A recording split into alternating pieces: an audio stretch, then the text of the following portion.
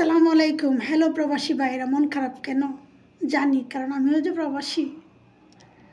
40,000 টাকা বেতন, বাজেট প্রয়োজন 50,000 টাকা, 10,000 বউয়ের, 10,000 সন্তানের, মা বাবার দরকার 10,000 টাকা আত্মীয় স্বজনকে দেওয়ার জন্য কেনাকাটা করে।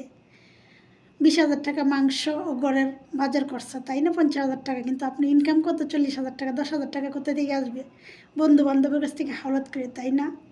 একবারে কি স্ত্রী সন্তান জিগাইছে আপনার কি প্রয়োজন, আপনি কেনাকাটা করছেন কি না? কখনোই না। ঠিক আছে, এটাই প্রবাসীদের জীবন। মন খারাপ করলে কি হবে? আমাদের জীবনটাই এরকম, তাই না? তবু দেখবেন যে মাস শেষে বলবে ওইটা বাকি আছে, ওইটা বাকি আছে। কই থেকে দিবেন কখনো জিজ্ঞেস করবে না। আপনি ঈদের একটা দিন কি খাইছেন কখনো জিজ্ঞেস করবে না। যদিও জিজ্ঞেস করে, কিছু তো কান নাই, আমরা কিন্তু কিছুই পাক করি না, সব তো দিয়ে দিছি। আমাদেরকে কিন্তু আপনাকে কিন্তু আপনি নিজের জন্য কিছুই কেনাকাটা করেন নাই, তাই না?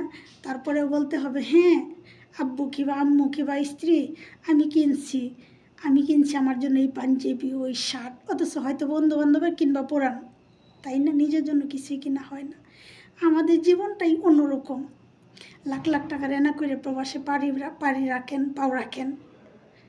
2 বছরের কথা বললে 2 বছর পরে আবার ঘুরতে যাবেন, কিন্তু লাস্টে দেখা যায় 5 বছরের ঋণ শোধ হয় না, ফ্যামিলির বাজার খরচা কোলাইতে পারেন না, বরং প্রবাসে আইসা রান্না হয়ে যায়, তাই না? এটাই প্রবাসীদের জীবন। কিন্তু কেউ কি জানতে চায়? পরিবারের লোকজন।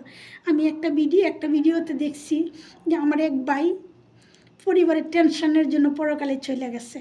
তার স্ত্রী বলতেছে কখনো আমাদেরকে বুঝতে দেয় নাই যে সে কষ্টে আছে, তার বেতন কম, তাই না?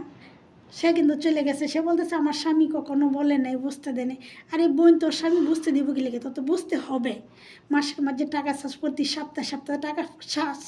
সে কয় টাকা বেতন পায়? সে কোথা থেকে আনবে এত টাকা? সে কোথা থেকে এত টাকা আনবে? তোকে বুঝতে দিবে কেন? তোর বুঝে নিতে হবে তোর হাজব্যান্ড কত টাকা বেতন পায়। ঠিক আছে, এইটা তো একটা বুয়া কথা। আমি অনেক ভাইরাল হয়েছে এই বোনের কথাটা। আমাকে আমার হাজব্যান্ডে বুঝতে দেয় নাই, এই সে অত কষ্টে আছে, টেনশনে আছে। এটা কি বিশ্বাসের কথা? আমি জনগণের কাছে প্রশ্ন, এটা কি বিশ্বাসের কথা যে সে বুঝতে পারে নাই তার স্বামীর বেতন পায় না? তার স্বামী ইনকাম যত যা পাঠায় তার চেয়ে কম, সে তার স্বামী টেনশনে আছে, সে তাকে বুঝতে দেন। এটা কেউ বিশ্বাস করবেন? আমি বিশ্বাস করি না, অবশ্যই করি না, কারণ আমি নিজেও একজন প্রবাসী। অবশ্যই বুঝতে পারার পরে দিয়েও চাইতেছে, চাহিদার কম ছিল না স্বামীর কাছে। যখন আত্মীয় স্বজন তো আসে না নেওয়ার জন্য, আসে স্ত্রী। সবসময় চাহিদা থাকে স্ত্রী সন্তানের বেশি, মা বাবারও তেমন চাহিদা থাকে না, তাই না? স্ত্রী সন্তানের চাহিদা পূরণ করতে গিয়েই কিন্তু লাস্টে কুলাইতে পারে নাই। অবশেষে জীবনের সাথে হার মেনে পরকালে চলে গেছে। আহারে স্ত্রী সন্তান, স্বামীর কষ্টটাও বুঝল না। তাই আমি পরিবারে আমি যত প্রবাসীদের পরিবার আছেন সবার কাছে অনুরোধ, আমি হাত জোর করে একাতে মোবাইলতে পারতাছি না, আমি হাত জোর করে আপনাদের কাছে ভিক্ষা চাইতেছি, ক্ষমা চাইতেছি। প্লিজ আমাদের মতো প্রবাসীদেরকে এত চাপ দিবেন না, যার জন্য টেনশানে পড়ে একটা অ্যাক্সিডেন্ট করে প্রবাসী ভাইয়েরা।